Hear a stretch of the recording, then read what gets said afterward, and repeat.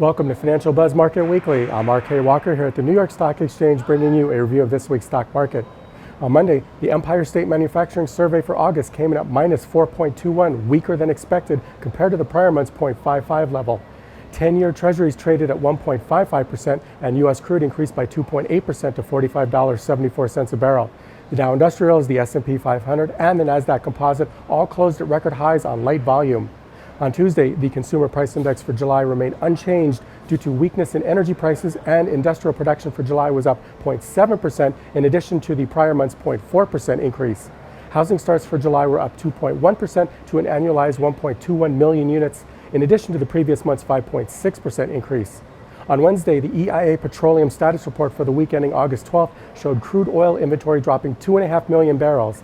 The FOMC minutes from its last meeting were released, and policymakers were mixed, with some feeling that the economy is strengthening enough that rate hikes will soon be necessary. However, most were still satisfied with waiting a little longer before tightening resumes.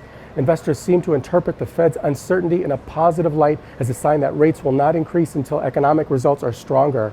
On Thursday, jobless claims for the week ending August 13th fell 4,000 to 262,000, and U.S. crude was up over 3% to $48.22 a barrel. Markets ended the day up slightly on low volume, and it also marked the 29th straight day that the S&P 500's closing number didn't move at least 1%. On Friday, markets opened mostly lower as oil held steady.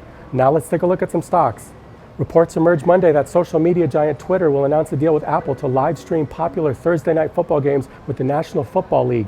The company beat out competitors such as Amazon, Facebook, and Yahoo for the deal.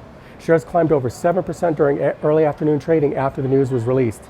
Shares of American multinational clothing corporation Urban Outfitters continued to rally well over 15% after the company announced impressive quarterly performance during after hours on Tuesday.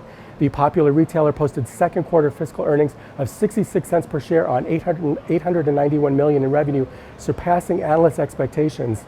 On Wednesday, Target, America's second largest discount retailer company, cut its fiscal year profit forecast after the company reported sluggish quarterly sales that fell by 7.2% and earnings that fell by 9.7%. Demand for electronic devices was weak, as well as the company's grocery business. Shares were down over 6% after the announcement. Shares of Popeyes plunged 10% during early trading hours on Wednesday after the company released weaker than projected same-store sales growth during its second quarter and also lowered its future estimates for same-store growth. The company met analyst expectations of 47 cents per share but missed revenue by 1.7 million. Retail home improvement and appliance store Lowe's released second quarter earnings of $1.31 per share on $18.2 billion in revenue, missing consensus estimates of $1.42 per share on $18.4 billion in revenue. The company also lowered its full-year outlook. Shares were down 5% after the release.